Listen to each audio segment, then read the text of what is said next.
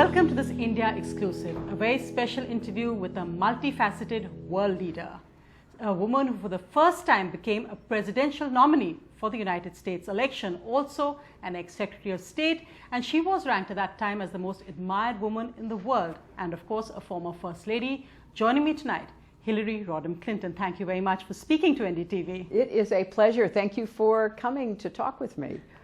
It's been less than a year since that election defeat, and your book, What Happened? Writing it must have been cathartic in a sense, but the responses to it have been interesting, to say the least. We had President Trump saying, well, crooked Hillary is going, blaming everyone but herself. Bernie Sanders saying it's time to move forward, and also the huge lines at the book signings, the numbers that have just come out of the sales. So very interesting, different responses. In some sense, a rerun of the election campaign, some would say. That's true. How do you react to them? Well, I think it's interesting because the book is selling extremely well in the United States, and it is an attempt on my part to be both personal and political, to write a history as seen through my eyes of what happened in the campaign. Now, clearly my opponents are not going to agree with what I say happened, but I think that there are lessons to be learned for democracies, not just our own. And that's why I'm so happy to be talking to you, because I think India has a tremendous role to play in maintaining the vitality of democracy in the next 100 years. Do you accept that criticism that you say that you haven't taken enough of the blame on yourself? Because again, that was something which came up in the campaign, that oh, Hillary tries to blame other people and not herself. And do you accept this criticism that even Bernie Sanders? No, I don't. I mean, I beat him by 4 million votes, so I don't accept that criticism from my former political opponents. I tried to be very candid and open in the book about what I did wrong, what responsibility I feel about it. But it was also important to talk about all these other factors that were happening at the same time. It was like a perfect storm. You had sexism and misogyny. You had voter suppression, which in our country is a real and growing problem. You had the interference of the Russians. You had the manipulation of social media, the phenomenon of fake news. So I just feel like, I am very open about taking responsibility, but I wrote this book in part so that what happened doesn't happen again. You mentioned, and of course, your election was watched around the world. You had women around the world rooting for you, and in India as well. And in India, many couldn't understand because, in India, we've been very comfortable with women in political power. We've had a prime minister, head of a political party, many senior ministers and popular chief ministers who are women, and it hasn't been an issue.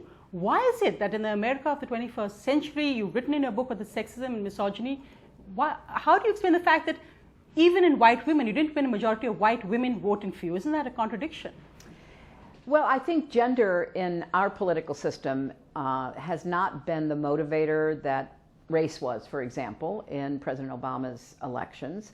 I won the votes of a majority of women, but not of white women, and part of that is their party affiliation, predominantly Republican, although I got more white women to vote for me than President Obama did in 2012. So it's a very complicated situation, but I would say this. You have a parliamentary system, and I write in the book that I do believe it is somewhat easier for a woman to rise in a parliamentary system. When we think about the women who broke through, Indira Gandhi, Margaret Thatcher, Angela Merkel, the majority of women who become head of government come out of a parliamentary system. Our system, you have one person, head of state, head of government, and you don't have the strong party basis that helps to select candidates to run for constituencies across your country. So you really start from the very bottom, no matter who you are, no matter what your record has been. You start and you have to raise all the money yourself. You have to run the gauntlet of a very tough political system. So I was really honored to be the first woman nominated by one of our two major parties. But I think it is harder for a woman to rise in that system compared to a parliamentary system.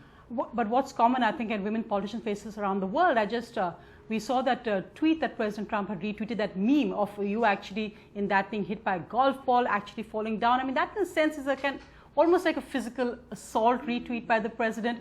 You've written in your book about the second debate just a few days after that sexual assault tape came out, and how you almost felt invaded. And one part of you wanted to say, back up, you creep, get away from me. But you didn't. Why do you think a woman, even in such a powerful position as yours, feels the need to suppress that emotion? It's a very good question, and it's one I've thought a lot about, because I think when you are a woman in a very high political position, you know things that you have learned over the course of your life. You know that anger coming from a woman is, not accepted as much as anger coming from a man. A man can rant and rail and wave his arms and carry on, and it somehow is viewed as acceptable. The margins for women are much narrower. So I tried to sort of pull the curtain back and invite the reader into thinking about that with me. I really believed, and most women I know in public life have lived this, where you master your emotions, you become calm and composed because you don't want to give any basis for the kind of sexist attacks that will come at you. Called angry or nasty. Yeah, angry or weak or whatever it might be. But when you think about it, it is not just about women in politics, it's women in business, in the media. You've been a professional. And I was trying to argue that you have to accept the double standard as it exists and then try to overcome it by supporting women and fighting back. I happen to run against a incredibly overtly sexist candidate. And Trump delighted in insulting women, in trying to dominate women in everything he said, starting in the primaries with the Republicans going into the general election. And I made a very conscious decision to try to maintain my composure, to maintain my, my maturity, if you will, because I thought at the end of the day, more people would vote for that than would vote for the kind of unpredictable behavior. Now, in fact, more people did vote for it. If I'd been running anywhere else in the world, I would have won. But it just showed you how difficult it was to, try to, stay within the arena while you're getting pelted and attacked, and it doesn't stop. I mean, you referenced his recent retweet of a meme, showing a golf ball hitting me in the back and all of that. I mean, why is someone who's in the most powerful position in the world still feel so insecure that he does that? Right. And that's what frightened me about his candidacy. That's what I tried to warn about, that he was, temperamentally not equipped to be president. He didn't have the experience. He didn't have, the understanding to be president. Just one other aspect which in India and the US perhaps was common in this election. And in India, a big focus of political discussion has been about dynasty politics. And of course, in America, it's been referred to as the Bush-Clinton era. The fact that perhaps it could have been a Bush versus Clinton race in the last election before Donald Trump. And the fact that critics would say, this is too much about the house of Clinton. Perhaps we shouldn't have had another Clinton in the race this time. Now reports that perhaps Chelsea may be the next Clinton to run for office. Do you think dynasty is an issue that people have criticized you about? Do you take that criticism seriously? I really don't, and my daughter has absolutely no interest that she's ever expressed about running for office herself.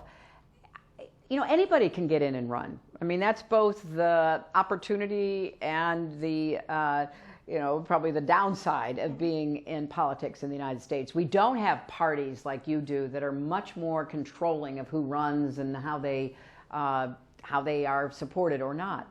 So in our system, anybody can run for president. You had 16 people on the Republican side. Some of them had famous names. Some of them had, come from nowhere, whatever the combination might be. On our side, we started off with 5 candidates. Then we went to 2, and then I very conclusively won.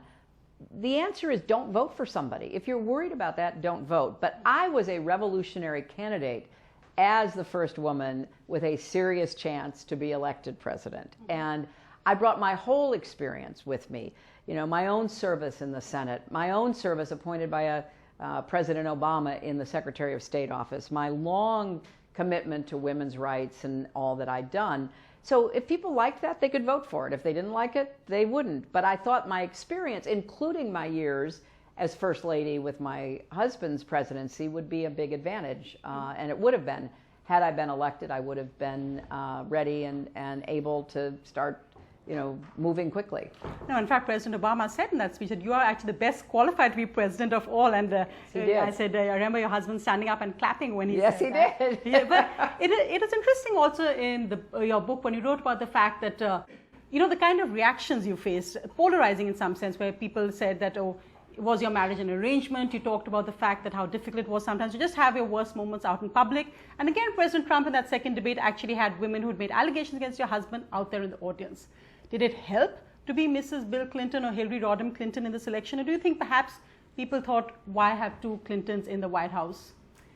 Well, I'm sure some people thought that because people are free to think whatever they wish to think. It never presented itself as a big problem. I was running as Hillary Rodham Clinton. Of course I'm married. Of course I'm a mother. I'm a grandmother. I am a lawyer. I am a former elected official. I am a cabinet member.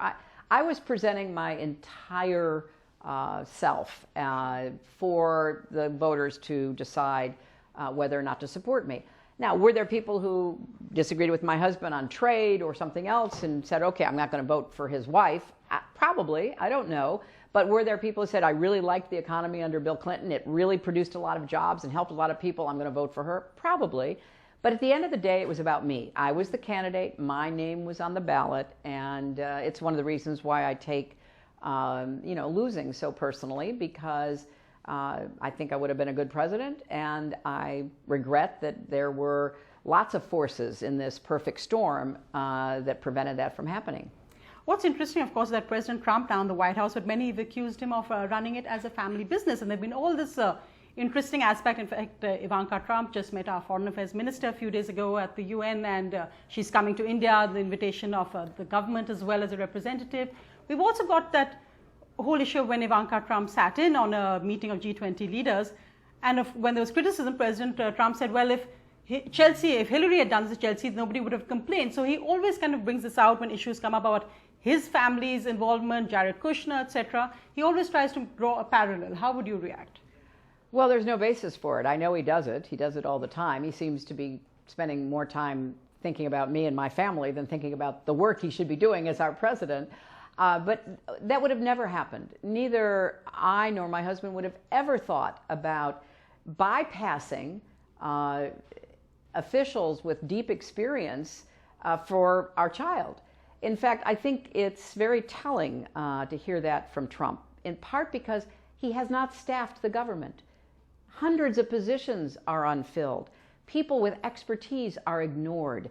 Yes, he relies on a small circle of people who do not have the collective experience of, professionals, both in the government and elsewhere. So it's an absurd claim, and I think it goes to, how insulated he is and how he doesn't trust anybody except a couple of people who happen to be related to him. It's interesting, this whole focus on the first daughter, because of course we've had brilliant first ladies, you of course, Michelle Obama, and now Melania Trump, who seems in a sense to not have found her niche or her voice at all so far in the White House.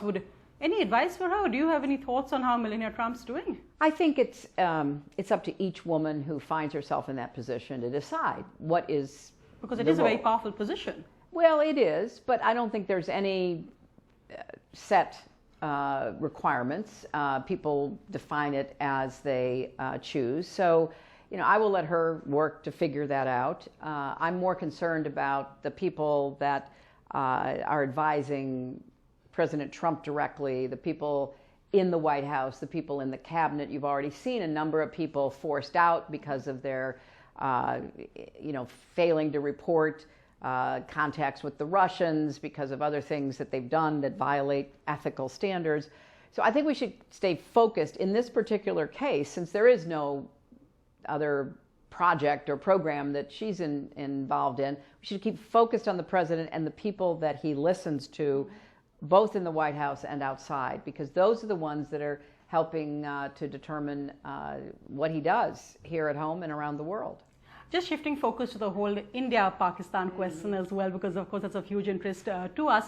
I remember Secretary of State when he famously said, well, Pakistan can't have snakes in its own backyard and think that it's only going to bite their neighbors. And I think perhaps you've seen the truth of that. But in a sense, many in India feel that President Trump's actually gone a step further by calling out Pakistan recently about being a safe haven for terrorists. Also in his Afghanistan policy, de-hyphenating India and Pakistan in a sense. Do you think the Trump administration has actually done more against Pakistan-based terror in a sense than the Obama administration did? Oh, I don't know how you can say that. Certainly at this point, they haven't really done anything except say some things and make a policy to send more American troops to Afghanistan with no strategy. So I think that we were very clear when I was Secretary of State, as you well remember, speaking out against Pakistan, going in and killing Osama bin Laden inside Pakistan, making it clear that there were too many safe havens for terrorists across the border. I mean, I had many standoffs with the Pakistani government over their behavior. So you can't count on what Trump says. You have to see what he does. And right now, he's not doing anything. He's talking a lot about all kinds of problems without any real backup or deep understanding of the complexity of what it is he's talking about. His UN speech, I thought, was dangerous, dark, divisive. It was not worthy of a president of the United States. It's as though he's almost looking for a nuclear crisis in two different places, on two different continents, with North Korea and Iran. It's hard to understand what he is really believing in and trying to do, because he is often contradictory and even incoherent. So I think India should count on a strong relationship with the United States that predates him and hopefully will postdate him, where we continue to deepen and strengthen our ties, government to government, people to people, industry to industry, and know that the United States supports the world's biggest democracy. And I think that has to be the constant in the relationship, no matter who's in the Oval Office. In fact, interestingly, I mean, the Indian American community is such a vibrant and contributes a lot to the US economy, but this whole kind of standoff that there has been about H-1B visas, or etc., and during the campaign as well, then candidate Donald Trump talked a lot about this whole issue of the worry of tapping into fears of all jobs going to India and China. How justified do you think that was today, and do you think his whole America First policy has actually lived up to expectations in a sense? Well, again, it's too soon to tell. He's banned Muslims from 6 countries, ignoring countries that have actually attacked us or supplied fighters to attack us. He has talked a lot about immigration, and he's made it clear that he wants to limit immigration of all kinds, yet he also seeks visas for people to come work at Mar-a-Lago, his home in Florida. So who can make sense of this? And, I think that everybody understands that given the campaign that he ran, there would have to be some adjustments made to the immigration policy.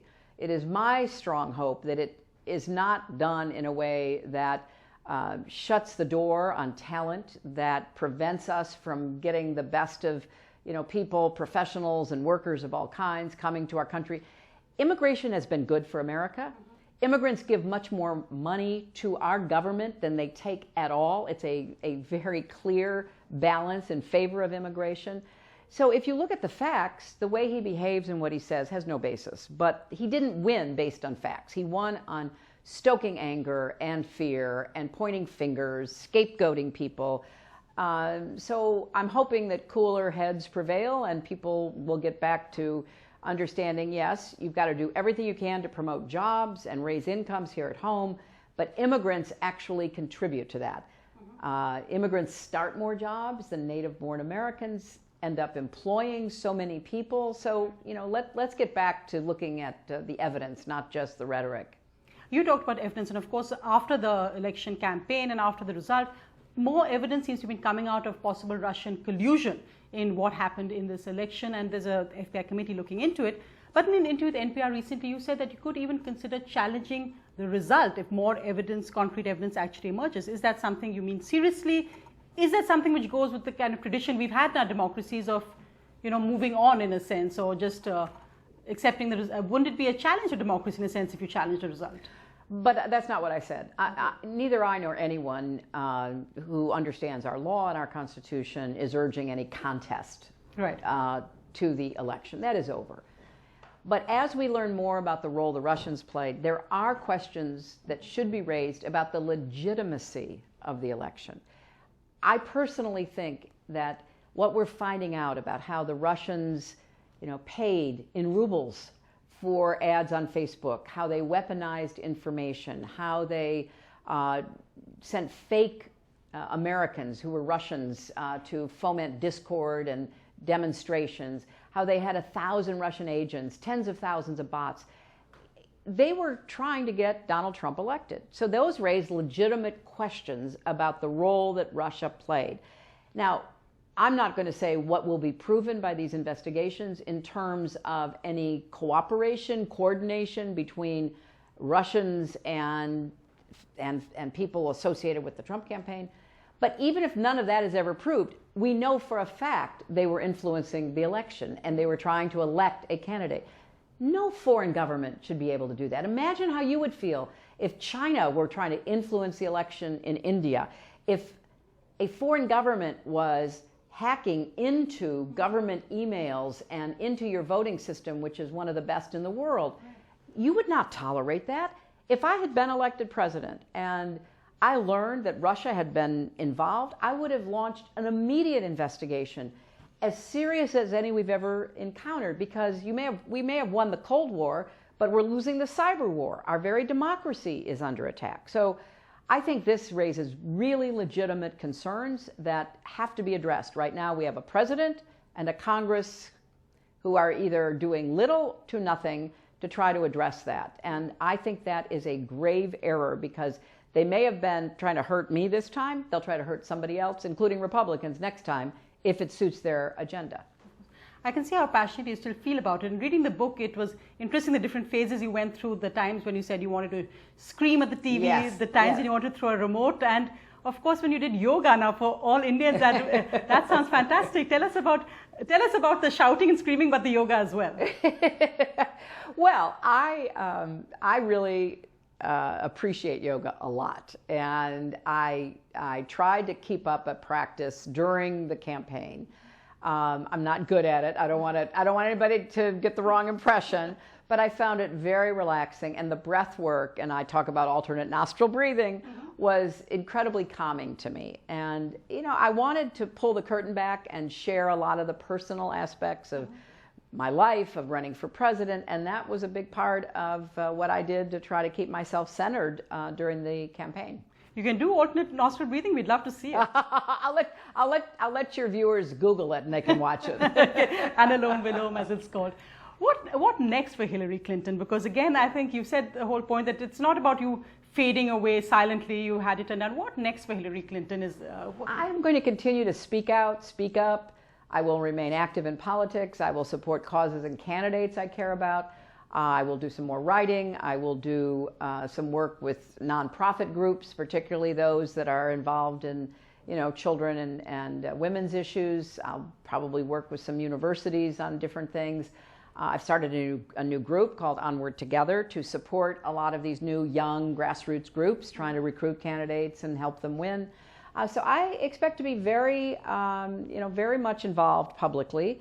And I will get to spend more time with my family and my friends, particularly my grandchildren, which is an extra added benefit. Despite how many feathers that may ruffle, because when you say active in politics, you already hear speculation that, is Hillary Clinton going to run for mayor? Will she look at a governor next? What do you mean by active in politics? No, I am not going to be a candidate, but I am going to be active in politics. I was active in politics before I ever became a candidate myself in 2000. So that's why I've set up this other new group to be able to do just that, to help candidates and people working with candidates to have the benefit of, my experience and my support. So I will remain involved. Those who are wishing my departure will be sorely disappointed. Good. You said Chelsea's never expressed any interest or standing for public office, but would you like to see her actually enter public office or enter politics? No, I'm very proud of my daughter. She is a professor, she's a writer, she's active with the Clinton Foundation, she's a great mom. I want her to do whatever makes her happy and fulfilled. And I have a lot of young women, though, who come up to me and ask for advice, and that's one of the ways I will remain active. I will give advice, I will give support. If I have some lessons to impart, some of them in that book, I hope it will help others, because I want to see more women in American politics. As we end this interview, Secretary Clinton, what's the one thing that you regret doing that you would never do again? And what's the one lesson perhaps that you've learned that you would never do again? And what's the one thing you want to keep doing again and again? Well, look, I think I lost the election in the end because of the FBI director's intervention. So if I had never used the particular email setup I had, despite it being legal and all the rest of it, I wouldn't have ended up in that position. So it was a dumb mistake, it was a dumber scandal, and it cost me the election. So if I could turn the clock back, I would certainly not do that again. I think that there's much to be learned, though, from my experience about how to deal with the rigors and the pressures of being in public life. I ran because I thought I'd be a good president, and I thought I could really make a difference to help people. I will never give up on that. I will keep doing that for as long as I'm able, because that's what I did originally before I was ever in politics, before my husband was ever president, and it's what I will keep doing. Mm-hmm. And to all the viewers who are watching this in India, what would you say to all, as I said, to young women across the globe, because this wasn't just about America, who were watching you and who were rooting for you, what would you say to them? Don't be discouraged by setbacks, either personally or more broadly. Across cultures. There is a backlash going on against women's progress. Some of it is primitive, medieval, what we see from terrorists, for example. Some of it is more subtle, coming up with all kinds of criticism and complaints about women, demeaning women, acting as though women don't have a right to be engineers in Silicon Valley, or sports broadcasters on American media, or President of the United States. Do not get discouraged. Work to be prepared and ready. If you go into politics or any career in the public arena, even in the media, you have to grow skin as thick as the hide of a rhinoceros, as I quote my predecessor, Eleanor Roosevelt. And you need to support each other. I've been supported by a wonderful group of friends my entire adult life. And, that's what really matters. They share my joys, they share my sorrows, they are with me. And so understand that, life is not just about the public part of your experience. It's about your personal, and do your best to integrate the two. But don't give up in the face of sexism and misogyny and prejudice. Stand up and speak out. A message that resonates across the world. Secretary Clinton, thank you for speaking to NDTV. Thank you so much. Thank you so much.